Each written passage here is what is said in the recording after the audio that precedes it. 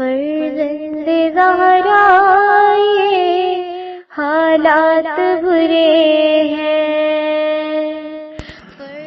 کاشانۂ بصیرت ایک ایسا مکمل یوٹیوب چینل جس پر محروم بصارت کے لیے بالخصوص اور تمام افراد کے لیے بالعموم سینکڑوں کی تعداد میں اسلامی کتب دستیاب ہیں۔ لہذا گزارش ہے کہ آپ اپنی ذمہ داری نبھاتے ہوئے کاشانۂ بصیرت کو سبسکرائب کرنے کے ساتھ ساتھ بیل آئیکن کو پریس کیجیے تاکہ آپ علم کے حصول کے ساتھ ساتھ مذہب اہل بیت کی اشاعت میں بھی اہم کردار ادا کرتے رہیں۔ کاشانۂ بصیرت، کاشانۂ بصیرت، کاشانۂ بصیرت۔ فرزند زہرا یہ حالات برے ہیں۔ السلام علیکم ورحمۃ اللہ وبرکاتہ۔ سامعین، آپ سماعت فرما رہے ہیں تاریخ اسلام میں بی بی عائشہ کا کردار، جلد دوم۔ مؤلف ہیں علامہ سید مرتضیٰ عسکری صاحب، مترجم ہیں عطا محمد سردار نیا صاحب۔ آج ہم آپ کے سامنے اس کی 10ویں ریکارڈنگ پیش کر رہے ہیں۔ عنوان ہے فتح کے بعد معافی، عام معافی۔ حضرت علی علیہ السلام کی فوج کامیاب ہو گئی اور دشمن کی فوج پر پورا قابو حاصل کر لیا۔ دشمن کی فوج کی ہزیمت اور فرار کا رستہ اختیار کیا دشمن کی فوج نے۔ اس موقع پر حضرت علی علیہ السلام نے وہی حکم دیا جو جنگ سے پہلے اپنے سپاہیوں کو پہنچایا تھا۔ دوسری بار بھی وہی متن پڑھ کر سنایا آپ کے نمائندے نے۔ میدان جنگ میں بلند آواز سے لوگوں کو اس اعلانیہ کا متن پڑھ کر سنایا: اے لوگو، دشمن کے کسی زخمی کو قتل نہ کرو، بھاگنے والوں کا پیچھا نہ کرو، شرمندہ لوگوں کی سرزنش نہ کرو۔ دشمن کا کوئی فرد اگر جنگی ہتھیار پھینک دے تو وہ امان میں ہے، اسے ہرگز تکلیف نہ پہنچاؤ۔ جو شخص اپنے گھر میں داخل ہو کر دروازہ بند کر لے، اس کا خون اور جان محفوظ ہے، اسے اذیت مت دو۔ اس موقع پر حضرت علی علیہ السلام نے حکم دیا کہ اگرچہ جملہ بہت مختصر ہے لیکن بہت جامع اور جذباتی ہے۔ آپ نے سب کو سناتے ہوئے اعلان فرمایا کہ تمام دشمن کے سپاہی، چاہے وہ سیاہ ہوں یا سفید، چھوٹے ہوں یا بڑے، عورت ہوں یا مرد، سبھی کو امان دی جاتی ہے، کسی کو ان سے تعرض کا حق نہیں۔ حضرت علی علیہ السلام نے اس مختصر جملے میں سب کو آزاد فرمایا اور تمام دشمن کے افراد کو عام معافی دے دی، اور آپ کی کرامت کا تقاضا بھی یہی تھا۔ صاحب کنز المال کہتے ہیں کہ جنگ ختم ہونے کے بعد بھی وہی جنگ سے پہلے والا فرمان دوبارہ پڑھ کر سنایا، لیکن اس بار چند جملوں کا اضافہ کیا کہ اے لوگوں، دشمن کے ناموس اور اموال تم پر حلال نہیں ہے، تمہیں چاہیے کہ صرف جنگی ہتھیار ہی لو، میدان جنگ میں جو مال لے آئے ہیں انہی کو حاصل کرو، بقیہ سارا مال مقتولوں کے پسماند کے لیے چھوڑ دو۔ جو شخص میدان جنگ سے بھاگ گیا اس کو قیدی نہ بناؤ، ان کی دولت کو مال غنیمت سمجھ کر مت لوٹو، ان کے مال کو حکم قرآنی کے مطابق وارثوں میں تقسیم ہونا چاہیے۔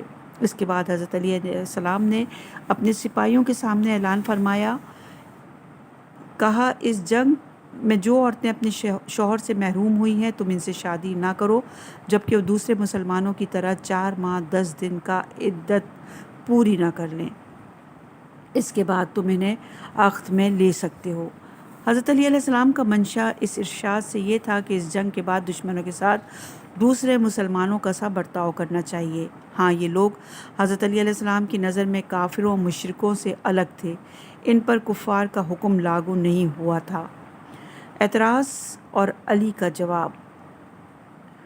عنوان یہ ہے: حضرت علی علیہ السلام نے دشمن کی فوج کے بارے میں جو روش اپنائی تھی اس پر خود آپ ہی کے لشکر میں اعتراض ہونے لگا۔ وہ لوگ حضرت علی علیہ السلام کی بارگاہ میں آ کر اس طرح اعتراض کرنے لگے: یا علی، آپ نے کل ان لوگوں کا خون ہمارے لیے حلال قرار دیا تھا اور آپ ہی آج ان لوگوں کا مال ہمارے لیے حرام قرار دے رہے ہیں۔ حضرت علی علیہ السلام نے جواب دیا: اہل قبلہ اور جو لوگ اہل زبان سے اسلام کا کلمہ پڑھتے ہیں میں یہاں اپنے اسلام کا اظہار کرتے ہیں، ان کے بارے میں اسلام کا حکم وہی ہے جسے میں نے نافذ کیا ہے۔ لیکن اکثر معتذرین امام کے اس جواب سے مطمئن نہیں ہوئے، انہوں نے اپنی مخالفت جاری رکھی۔ حضرت علی علیہ السلام نے انہیں مطمئن کرنے کے لیے فرمایا، اے لوگو، اب جب کہ تم لوگ اصرار کر رہے ہو کہ ان لوگوں کے ساتھ بھی کفار و مشرکین سا برتاؤ کرنا چاہیے، تو اب سب سے پہلے ام المومنین عائشہ کے بارے میں قرعہ ڈالا جائے، کیونکہ وہی اس لشکر کی قیادت کر رہی تھی۔ جس کے نام بھی قرعہ پڑ جائے وہ انہیں کفار کی عورتوں کی طرح اپنی کنیز بنا لے۔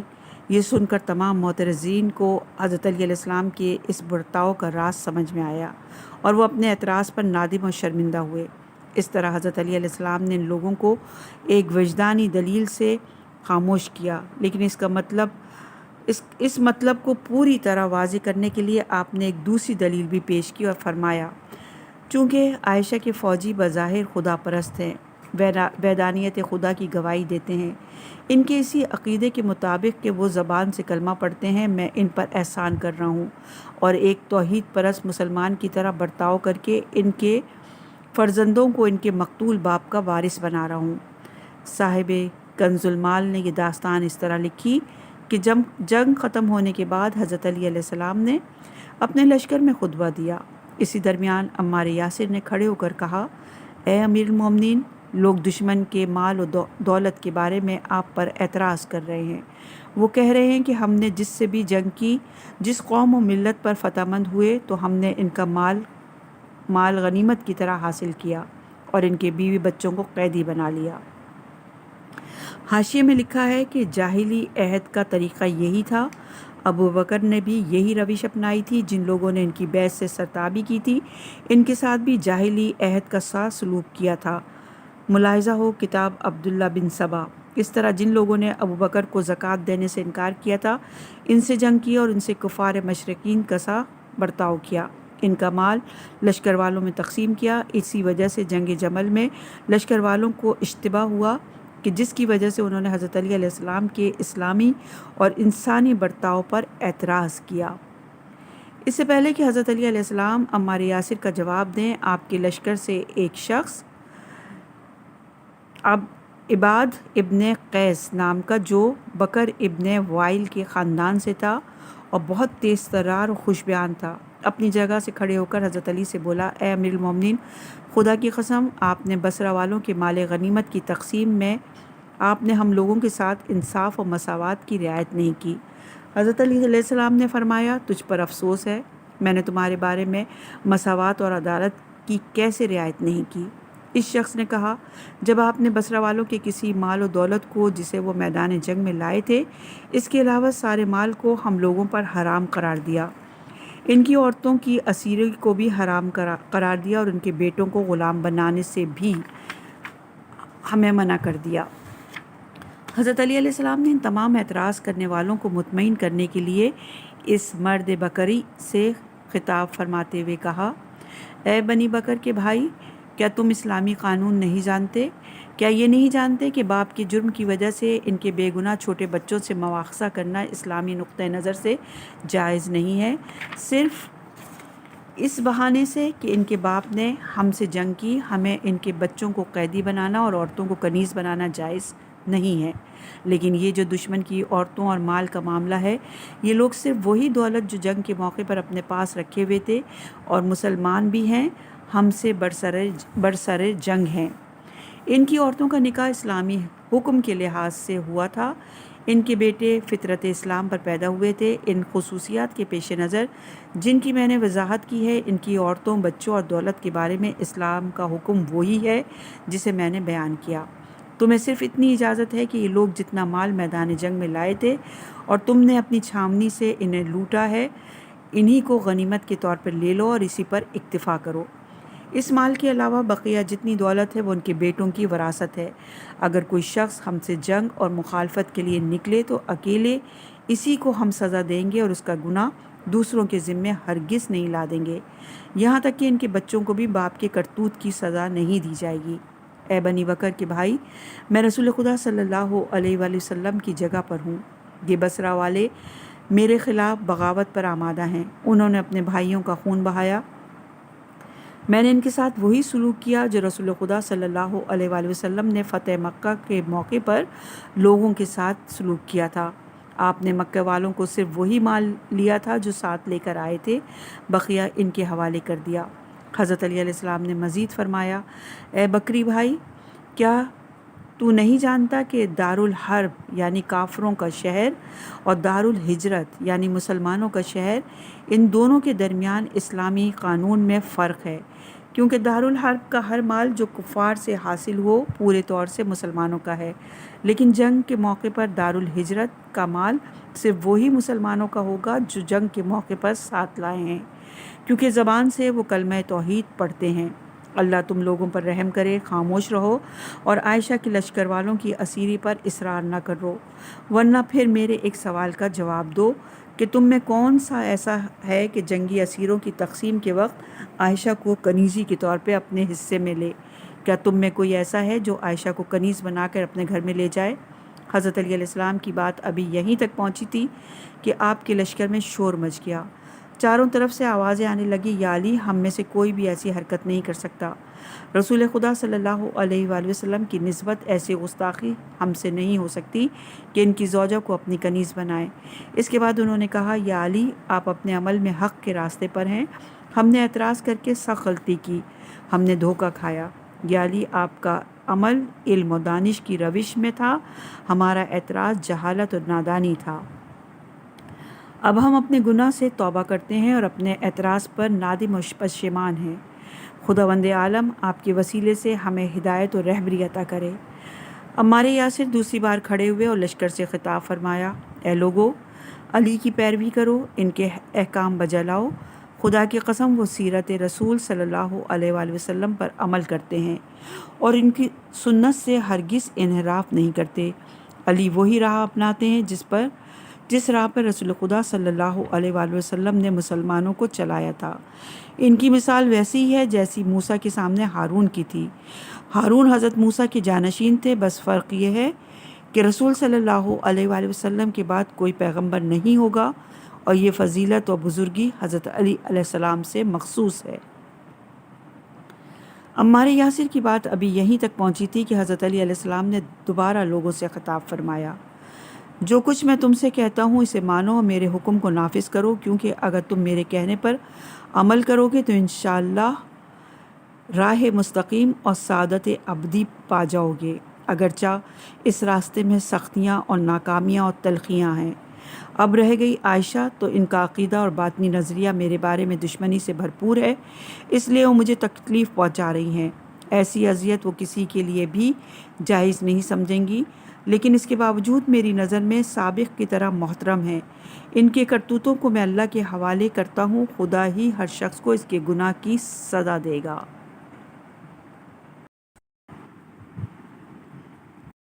ابھی امام کی بات یہیں تک پہنچی تھی کہ لوگوں کی آوازیں آنے لگی۔ ہاں صحیح ہے، جو لوگ اعتراض کر رہے تھے اب وہ نادم و پشیمان ہیں۔ ان لوگوں نے ایک سخت کشمکش کے بعد امام کے ارشادات کی تصدیق و تائید کی اور ان کے حکم پر سر جھکا دیا، واضح طور پر اعلان کیا کہ ہم غلطی پر تھے، یا واضح طور سے اپنی غلطی کا اعتراف کیا۔ انہوں نے معذرت کرتے ہوئے حضرت علی علیہ السلام کی خدمت میں عرض کی، اے امیر المومنین، خدا کی قسم آپ نے فوج دشمن کا مال تقسیم کرنے کے سلسلے میں حکم خدا کے مطابق عمل کیا، لیکن ہم نے جہالت اور نادانی کی روش اپنائی اور آپ کی عدالت پر اعتراض کیا۔ ابن الصاف حضرت علی کی فوج کا ایک بہت تیز ترار اور جیالہ شخص تھا، اس نے سارے واقعے کو 9 شعروں میں نظم کیا ہے۔ کہتا ہے، اے لوگو، تم نے جو بصرہ والوں کے بارے میں رائے قائم کی ہے وہ جہالت اور نادانی کی بات تھی، وہ غلط نظریہ تھا، کیونکہ رسول کی زوجہ مال غنیمت کے طور پر حاصل نہیں کی جا سکتی، نہ وہ کنیزی میں لی جا سکتی ہے، کیونکہ یہ عمل وجدان کے اعتبار سے کوتاہ نظری اور فکری انحراف ہے۔ اس لیے آج جو کچھ حضرت علی علیہ السلام ارشاد فرما رہے ہیں اس کو مان لو اور اپنی بیجا باتوں اور لچر اعتراضات اور سرگوشیاں ختم کر دو۔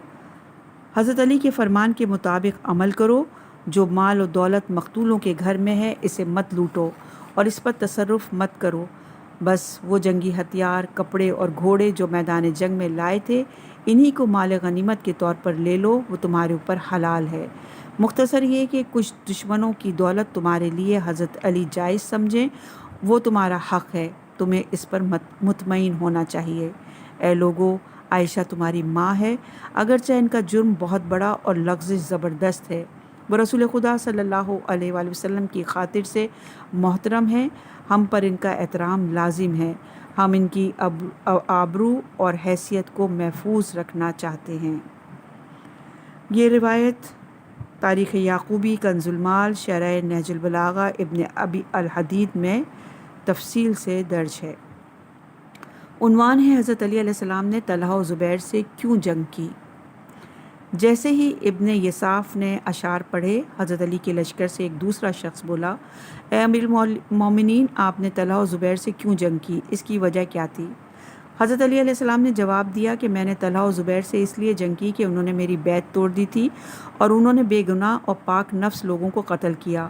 انہوں نے حکیم بن حبلہ کا ناحق خون بہایا، بیت المال کو لوٹا، اور یہ کیسے ہو سکتا تھا کہ بے گناہ لوگوں کا ظلم اور تعدی سے خون بہایا جائے اور امام و پیشوا ان کا دفاع نہ کرے؟ جو سلوک میں نے طلحہ و زبیر کے ساتھ کیا یہ مجھ ہی سے مخصوص نہیں ہے، کیونکہ اگر انہوں نے ابو بکر اور عمر کی بھی بیعت شکنی کی ہوتی اور لوگوں کا ناحق خون بہایا ہوتا تو وہ بھی دفاع کرتے اور ان سے جنگ کرتے۔ اے لوگو، یہ تمہارے درمیان اصحاب رسول خدا ہیں جو میری باتوں کی گواہی دیں گے۔ جو شخص بھی ابو بکر اور عمر کی بیعت سے سرتابی کرتا، وہ لوگ انہیں تلوار سے سرزنش کرتے اور اپنی بیعت میں واپس لاتے اور دوبارہ حکومت کی پیروی پر مجبور کرتے، جیسا کہ خلیفہ اول کی بیعت کے وقت انصار نے ان کی بیعت سے انکار کیا تو انہوں نے سختی کی اور انصار کو مجبور کیا کہ وہ ان کی بیعت کریں، حالانکہ انصار کی بیعت راضی خوشی سے نہیں تھی، لیکن اس کے باوجود بیعت کا احترام کیا گیا اور اس پر آخر تک باقی رہا گیا۔ لیکن میں کیا کروں کہ طلحہ و زبیر نے رضامندی اور پوری آزادی کے ساتھ میری بیعت کی، لیکن دیر نہیں گزری کہ انہوں نے اپنا عہد و پیمان توڑ دیا۔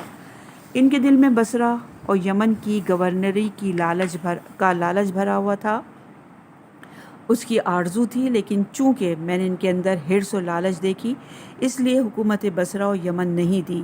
دوسرے یہ کہ انہیں مال و دولت حاصل کرنے کی ہوس تھی، انہوں نے مسلمانوں کے مال و دولت پر اپنی آنکھیں جما دی تھیں، وہ مسلمانوں کو اپنا غلام، عورتوں کو کنیز بنانا چاہتے تھے، ان کی دولت کو مال غنیمت سمجھ کر لوٹنا چاہتے تھے۔ یہ تمام باتیں میرے مشاہدے میں آئیں تو میں اس پر مجبور ہو گیا کہ ان سے جنگ کر کے ان کے ہاتھوں مسلمانوں کے جان و مال کی طرف بڑھنے نہ دوں، مسلمانوں کے ان کے شر و فساد سے مطمئن کروں۔ اس کے بعد حضرت علی علیہ السلام نے بصرہ والوں کی طرف رخ کیا اور ان کی کرتوتوں پر سرزنش فرماتے ہوئے کہا، بصرہ والو، تم ایک بے منہ کے جانور کے سپاہی ہو۔ اس نے شور مچایا تو سخت طریقے سے حملہ آور ہو گئے۔ جس وقت وہ جانور قتل ہو گیا، زمین پر لوٹنے لگا تو تم اسے چھوڑ کر فرار ہو گئے۔ بصرہ والو، تم بڑے بد اخلاق اور بد شکن ہو، تمہارا برتاؤ نفاق سے بھرپور ہے، یہ تمہاری سیرت میں داخل ہے اور اس پر ہمیشہ باقی رہو گے۔ تم ایسے لوگ ہو کہ جو شخص بھی تمہارے درمیان زندگی بسر کرے وہ گناہوں اور غلطیوں میں مبتلا ہو جائے، جو تمہارا ماحول چھوڑ کر الگ ہو جائے اس پر رحمت خدا کی بارش ہو۔ عنوان ہے عائشہ مدینہ واپس ہوئیں۔ جنگ ختم ہوئی، عام معافی کا اعلان کر دیا گیا اور جنگ کے درمیان جو دشمن کا مال غنیمت ہاتھ آیا حضرت علی کے لشکر میں تقسیم کر دیا گیا۔ گو مگو کی کیفیت ختم ہو گئی، پانی کا سیلان بھر گیا، بھات بھات کی آوازیں خاموش ہو گئیں، حالات معمول پر آ گئے۔ اس وقت حضرت علی علیہ السلام نے اپنے چچیرے بھائی عبداللہ بن عباس کو اپنے پاس بلوا کر فرمایا، اے عبداللہ، تم عائشہ کے پاس جا کر انہیں اپنے شہر واپس جانے کے لیے راضی کرو۔ ابن عباس کا بیان ہے کہ میں عائشہ کے پاس گیا اور ملاقات کی اجازت طلب کی تاکہ حضرت علی علیہ السلام کا پیغام پہنچاؤں۔ انہوں نے مجھے اجازت نہیں دی، میں بغیر اجازت ہی خیمے کے اندر داخل ہو گیا، پاس میں رکھے گاؤ تکیے کو اٹھا کر دبایا اور انہی کے سامنے بیٹھ گیا۔ عائشہ نے کہا، اے ابن عباس، خدا کی قسم میں نے تم سے زیادہ حکم رسول کو نظر انداز کرنے والا نہیں دیکھا، تم میری اجازت کے بغیر میرے گھر میں چلے آئے اور میری اجازت کے بغیر میرے فرش پر بیٹھ گئے۔ ایک دوسری روایت ہے کہ عائشہ نے ابن عباس سے کہا، تم نے 2 غلطیاں کر کے حکم رسول کی مخالفت کی، کیونکہ سب سے پہلے تم میری اجازت کے بغیر میرے گھر میں داخل ہوئے، دوسرے میری اجازت کے بغیر میرے فرش پر بیٹھے۔ ابن عباس نے کہا، تم نے احکام ہم ہی سے سیکھے اور اب ہم ہی کو یاد دلا رہی ہو۔ یہ دیکھو حضرت علی علیہ السلام تمہیں حکم دے رہے ہیں کہ اپنے شہر واپس جاؤ۔ عائشہ نے کہا خدا عمر پر رحمت نازل کرے، وہ امیر المومنین تھے۔ ابن عباس نے کہا ہاں اب حضرت علی علیہ السلام امیر المومنین ہیں۔ عائشہ نے کہا نہیں میں انہیں ہرگز امیر المومنین نہیں جان سکتی، ان کے حکم سے واپس جانے پر تیار نہیں ہوں۔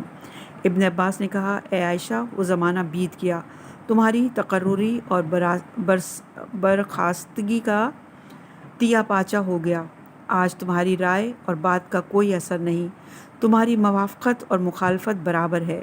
ابن عباس کا بیان ہے کہ میری بات یہیں تک پہنچی تھی کہ عائشہ پر گریہ طاری ہو گیا، اس قدر شدید گریہ کہ دھاڑے مار مار کر رونے لگی۔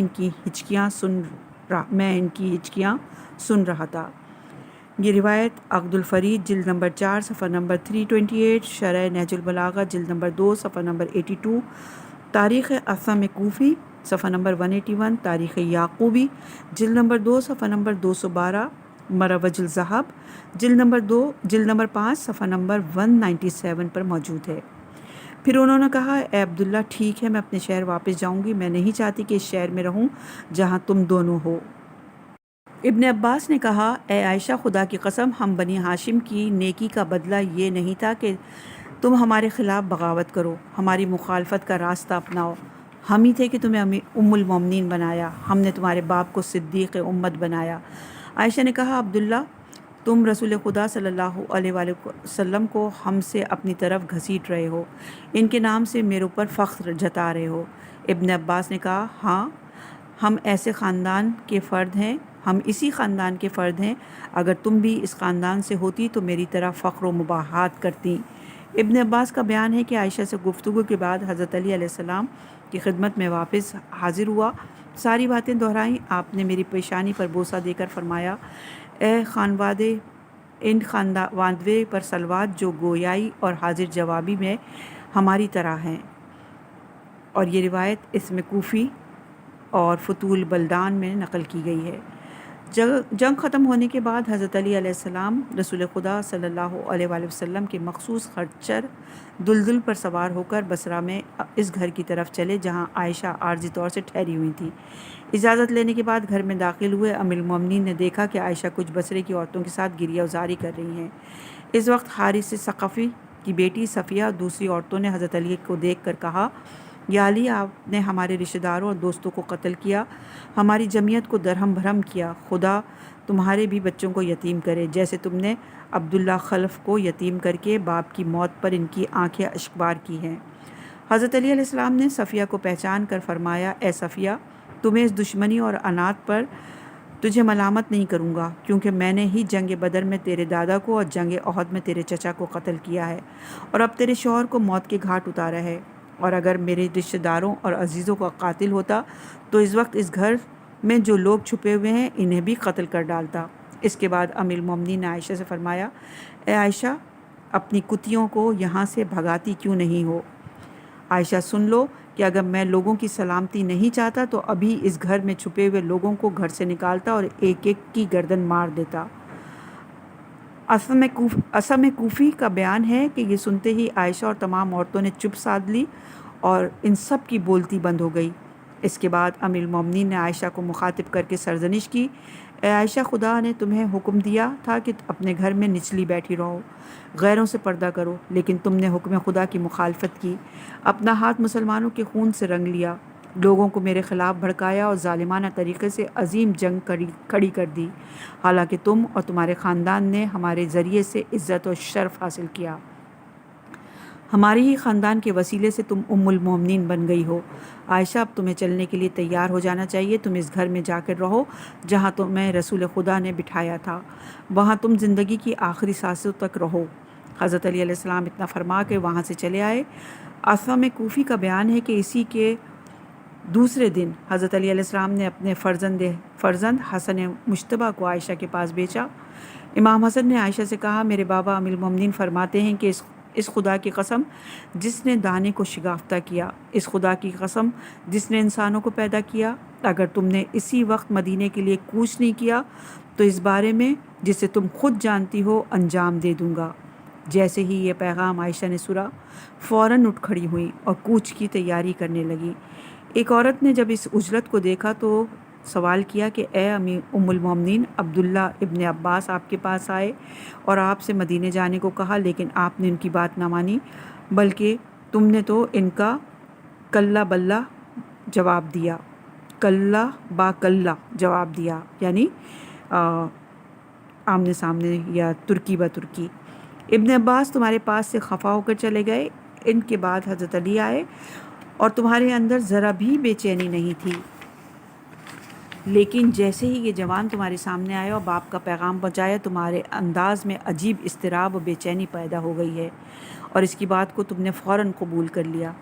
عائشہ نے جواب دیا، ہاں، میرا اضطراب اس لیے تھا کہ یہ جوان رسول خدا صلی اللہ علیہ وآلہ وسلم کی یادگار اور ان کا فرزند ہے، رسول کے اوصاف کا نمونہ ہے۔ اسے دیکھتے ہی مجھے رسول خدا صلی اللہ علیہ وآلہ وسلم کا سراپا یاد آ گیا۔ جسے بھی رسول خدا کا سراپا دیکھنا ہو وہ اس جوان کو دیکھ لے۔ دوسری طرف یہ بھی کہ یہ جوان اپنے باپ کا وہ پیغام لایا تھا جسے سن کر میں خوفزدہ ہو گئی اور کوچ کرنے پر مجبور ہو گئی۔ اس عورت نے آخری بات سن کر کریدنے کی کوشش کی اور پوچھا کہ عائشہ، میں آپ کو قسم دیتی ہوں خدا تعالیٰ کی کہ بتائیے وہ حضرت علی کا پیغام کیا تھا جو آپ میں اتنا اثر دیکھا اور آپ اتنا بے چین ہو گئیں۔ عائشہ نے جواب دیا، تیرا ناس جائے، ارے ایک جنگ میں رسول خدا صلی اللہ علیہ وآلہ وسلم کو بہت زیادہ مال غنیمت حاصل ہوا تھا، آپ نے سب کو اپنے اصحاب میں تقسیم کر دیا، ہم ازواج نے چاہا کہ آپ لوگوں کو بھی اس میں سے حصہ دیا جائے، ہم لوگوں کو بھی اس میں سے حصہ دیا جائے۔ ہم نے مطالبے میں بہت اصرار کیا اور بڑی اودھم مچائی۔ حضرت علی علیہ السلام ہماری حرکتوں کو دیکھ کر غصے میں بھر گئے، ہمیں سرزنش کرنے لگے۔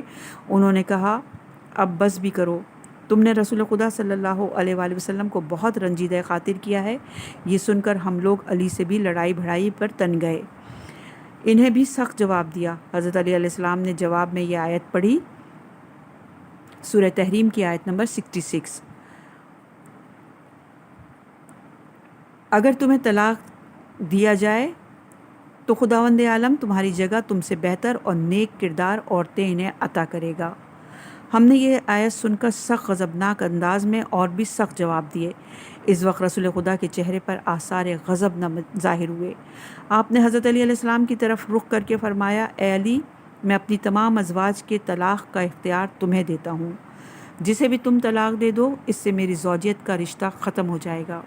رسول خدا صلی اللہ علیہ وآلہ وسلم نے اس وکالت کو کسی خاص وقت میں معین نہیں کیا تھا، یہ اختیار ہمیشہ کے لیے علی کے پاس محفوظ ہے، جب بھی وہ چاہیں رسول خدا صلی اللہ علیہ وآلہ وسلم کی طرف سے ان کی ازواج کو طلاق دے دیں اور ان کی رسول سے جدائی کر دیں۔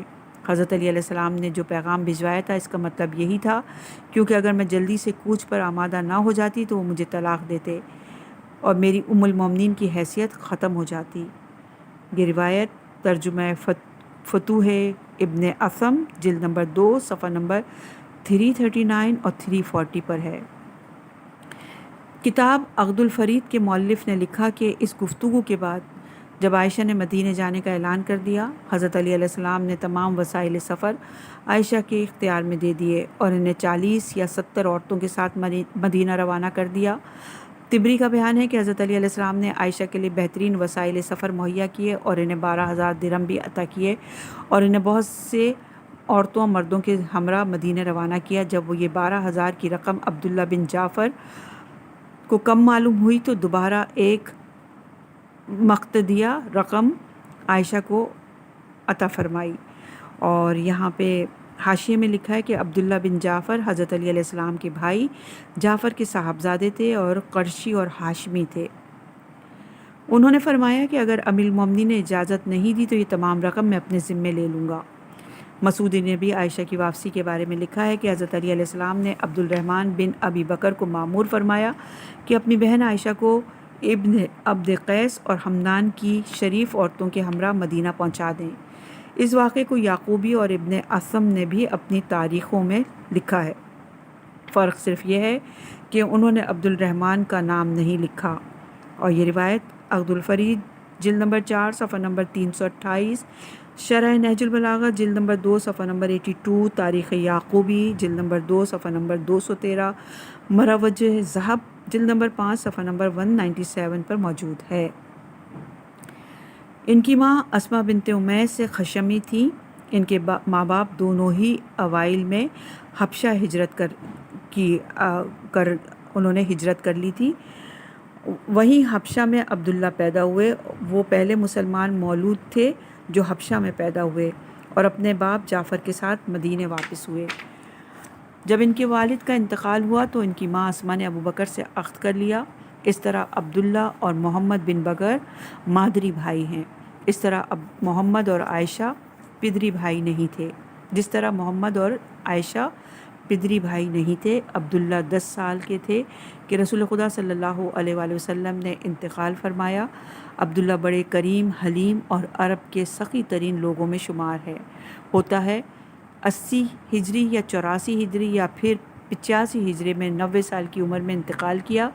ابان بن عثمان جو مدینے میں گورنر تھے، انہوں نے آپ کی نماز جنازہ پڑھائی۔ اور یہ روایت اسد الغابہ جلد نمبر 30 صفحہ نمبر 133، استیاب صفحہ نمبر 422 پر موجود ہے۔ عنوان ہے جنگ جمل کے بدترین نتائج۔ جنگ جمل کے بدترین آثار و نتائج جو کچھ مرتب ہوئے اور بتدریج اس کے عواقب سامنے آئے وہ واقعی حیرت ناک ہیں۔ مورخین نے اس کے بارے میں لکھا کہ جنگ جمل میں دونوں طرف سے اس قدر تیر اندازی ہوئی کہ دونوں کے ترکش خالی ہو گئے۔ دونوں فریق میں اس قدر نیزوں کی رد و بدل ہوئی کہ سپاہیوں کے سینے چھلنی ہو گئے۔ دونوں لشکر سے اس قدر افراد زمین میں ڈھیر ہوئے کہ اگر سب لاشوں کو میدان میں جمع کر کے گھوڑے دوڑائے جاتے تو کسی گھوڑے کا پاؤں زمین پر نہ پڑتا۔ خود ایک شخص جو جنگ میں شریک تھا بیان کرتا ہے کہ جنگ جمل کے بعد جب بھی بصرہ دارالولید دھوبیوں کے گھاٹ سے گزرتا اور دھوبیوں کے کپڑے پیٹنے کی آواز سنائی دیتی تو مجھے جنگ جمل میں یاد آ جاتی، جس جنگ میں نیزوں کی باڑ یوں ہی گونجتی تھی جیسے دھوبی کپڑا پیٹ رہا ہو۔ یہ روایت طبری کی جلد نمبر 5 صفحہ نمبر 218، عقد الفرید جلد نمبر 4 صفحہ نمبر 32 پر موجود ہے۔ ہم نے گزشتہ صفحات میں ان جنگ کے متعلق مورخین کے بیانات نقل کیے، آپ کے سماعتوں کی نظر کیے۔ اس دن کس طرح بدنوں سے سر جدا ہو رہے تھے، ہاتھ کٹ رہے تھے، پیٹ پھٹ رہے تھے۔ مصیبت کے ماروں کی تعداد اور اس جنگ میں کٹے ہوئے ہاتھوں اور پھوٹی آنکھوں کی تعداد تصور سے بھی کہیں زیادہ ہے۔ مقتولوں کی تعداد طبری نے 6000 لکھی ہے، لیکن ابن اسم نے اپنی تاریخ میں عائشہ کے لشکر کے مقتولوں کی تعداد 9000 لکھی ہے اور حضرت علی علیہ السلام کے لشکر سے 7000 قتل ہوئے۔ ابن عبدربہ عقد الفرید میں لکھتے ہیں کہ جنگ جمل میں لشکر عائشہ کے 20000 افراد قتل ہوئے اور حضرت علی علیہ السلام کے لشکر کے 500 افراد قتل ہوئے۔ تاریخ یعقوبی میں ہے کہ دونوں طرف کے مقتولوں کی تعداد 30000 سے زیادہ ہے۔ اور یہ روایت طبری کی جلد نمبر 5 صفحہ نمبر 25، عقد الفرید کی جلد نمبر 4 صفحہ نمبر 224، تاریخ اسم کوفی جمل میں موجود ہے۔ جی ہاں، جنگ جمل میں حد سے زیادہ اقتصادی نقصان پہنچا، جانی اور جسمانی نقصان بھی بہت زیادہ ہوا۔ کتنی ہی ماؤں نے اپنے جوانوں کے داغ جھیلے، کتنی ہی عورتیں بیوہ ہو گئیں اور ڈھیر سارے بچے یتیم ہوئے۔ یہ تمام تماچے، نقصانات اور خرابیاں صرف ایک دن میں وارد ہوئیں۔ ہاں، اسی دن جب شورش اور جنگ اسلامی معاشرے پر تھوپی گئی، ایک محدود اور ایک معین نقطے پر، لیکن ان نقصانات اور بدترین نتائج کے علاوہ بعد کے ایام میں سالوں بعد اسلامی معاشرے پر اس جنگ کی وجہ سے وارد ہونے والے نقصانات اس سے کہیں زیادہ ہیں جو اسلامی ممالک نے جھیلے۔ ان کا تو اندازہ بھی نہیں کیا جا سکتا۔ ہم یہاں کچھ تاریخوں کے تجزیے سامعین کے سامنے پیش کریں گے اور یہ ہے عنوان کے بعد کے نتائج۔ عنوان ہے بعد کے نتائج۔ ایک جنگ جمل کا تلخ ثمرہ یہ ہوا کہ جنگ صفین کی آگ بھڑک اٹھی، کیونکہ واقعی بات یہ ہے کہ جنگ صفین اصل میں جنگ جمل کا اختتامیہ اور اس کا بدترین اثر ہے۔ یہ دونوں جنگوں کا باہم مضبوط رشتہ ہے جس کی ابتدا جنگ میدان بصرہ میں اور انتہا صفین میں ہوئی۔ اس رشتے کا سرا عائشہ کے ہاتھ میں نظر آتا ہے۔ انہوں نے اپنے مضبوط ہاتھوں میں تھام کر آخر تک اسے حرکت دیتی رہیں۔ کیونکہ عائشہ قبیلہ تمیم سے تھیں، ان کا عثمان کے خاندان سے کوئی رشتہ نہ تھا۔ ان کی بغاوت نے معاویہ کی بغاوت کا راستہ ہموار اور آسان کیا، اور انہی کی وجہ سے معاویہ کو بہانہ ہاتھ آیا، کیونکہ جب عثمان کے غیر خاندان کی عورت خون عثمان کا مطالبہ کر سکتی ہے تو معاویہ بدرجہ اولیٰ اس انتقام کا حق رکھتے ہیں۔ چنانچہ انہوں نے خون عثمان کو بہانہ بنا کر جنگ صفین کھڑی کر دی۔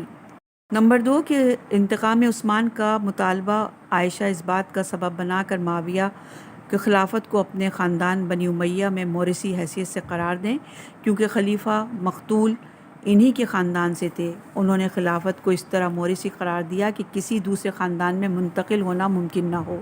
نمبر 3 جنگ جمل برپا ہونے اور ختم ہونے کا سلسلہ جاری رہا، بلکہ یہ دونوں جنگیں جمل اور صفین ایک دوسرے سے اس قدر پیوست تھیں کہ ایک تیسری جنگ پیدا ہوئی جسے جنگ نہروان کہا جاتا ہے۔ اس جنگ نے بھی بہت سے مسلمانوں کو خون میں نہلایا، کیونکہ ان دونوں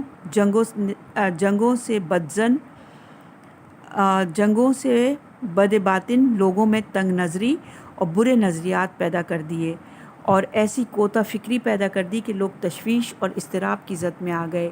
الزام و جوابی الزام کی فضا بن گئی، انات کی نظریں ایک دوسرے کو دیکھنے لگیں۔ اکثر مسلمانوں نے تکفیر کے فتوے ایک دوسرے کو دیے اور ایک دوسرے کا خون مباح سمجھ لیا۔ مسلمانوں میں امن اور آسائش نام کو نہیں رہ گئی، جنگ و خون ریزی کے دروازے کھل گئے، جس کا سلسلہ بنی عباس کے عہد تک جاری رہا۔ اس درمیان بے شمار مسلمانوں نے اپنی جان سے ہاتھ دھویا۔ اس تجزیے سے معلوم ہوتا ہے کہ جنگ جمل صرف بصرہ تک ہی محدود نہیں رہی، جو میدان بصرہ میں محدود وقت تک برپا رہی، بلکہ اس جنگ نے کشش پیدا کی اور اسلامی سرزمین کے زیادہ حصے میں پھیلتی چلی گئی، بہت سے مسلمانوں کو متاثر کیا اور ایک طویل مدت تک مسلمانوں میں اپنی گونج پیدا کرتی رہی۔ جنگ جمل کے نام سے تو نہیں، بلکہ اس کے نام مختلف تھے اور اس کے عنوان الگ تھے۔